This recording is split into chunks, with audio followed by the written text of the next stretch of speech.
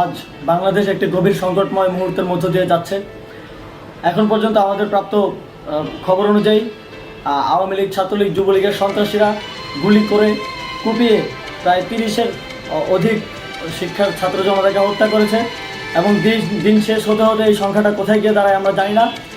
এরই প্রেক্ষিতে আমরা একটি সিদ্ধান্ত নিয়েছি, আমাদের একটি জরুরি সিদ্ধান্ত মোতাবেক আমাদের যে 6 তারিখের যেই লং মার্চ টু ঢাকা কর্মসূচি ছিল সেটাকে আমরা একদিন এগিয়ে নিয়ে এসেছি, অর্থাৎ আগামীকাল 5ই আগস্ট সারা দেশের মুক্তিকামী জনতাকে ঢাকার উদ্দেশ্যে রওনা হওয়ার জন্য আমরা আহ্বান জানাচ্ছি।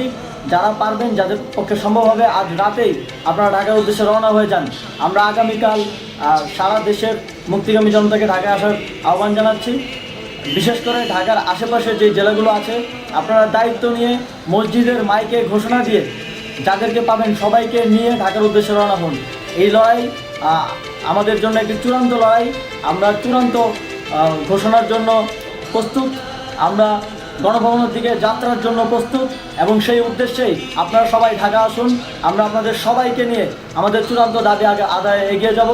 আমি জানি না সমন্বয়করা আজকে রাতে বেঁচে থাকতে পারবে কিনা, কিন্তু আপনাদের উপর আমরা এই দায়িত্ব দিচ্ছি।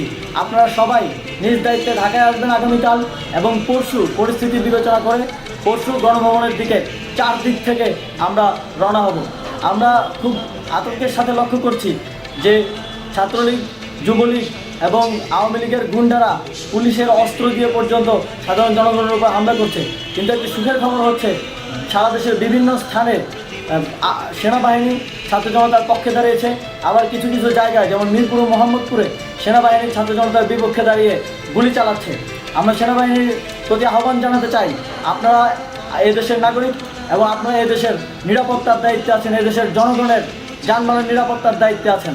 আপনারা দেশের পক্ষে এবং দেশের জনগণের জন্য কাজ করবেন, কোনো খুনি সরকারের জন্য, কোনো খুনি রাজনৈতিক দলের জন্য কাজ করবেন না। এটি এদেশের জনগণ আপনাদের থেকে প্রত্যাশা করে।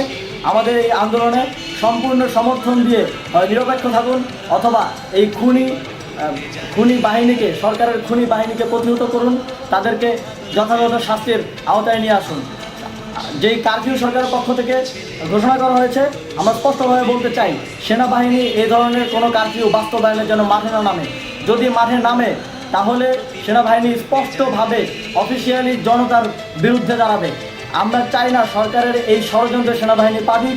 সেনাবাহিনীকে জনতার বিরুদ্ধে দাঁড়ানোর যে ষড়যন্ত্র সরকার রচনা করছে সেটিতে সেনাবাহিনী পা দিবে না, এই বিশ্বাস আমরা রাখতে চাই। আওয়ামী লীগ আজ সারা দেশে তাদের খুনি বাহিনীকে নামিয়ে দিয়েও ছাত্র জনতার প্রতিরোধের মুখে টিকতে পারেনি।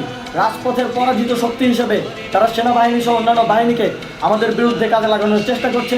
এই চেষ্টাকে, এই ষড়যন্ত্রকে ব্যর্থ করতে হবে এবং আগামীকাল সারা দেশে মসজিদে মসজিদে ঘোষণা দিয়ে ঢাকার উদ্দেশ্যে আপনারা রওনা হন। প্রত্যেকটি পরিবার থেকে অন্ততপক্ষে একজনকে ঢাকার উদ্দেশ্যে রওনা করে দিন, এই ইতিহাসের সাক্ষী হতে, একটি নতুন বাংলাদেশের অভ্যুদয় ঘটানোর একজন কর্মী হতে। ধন্যবাদ সকলকে।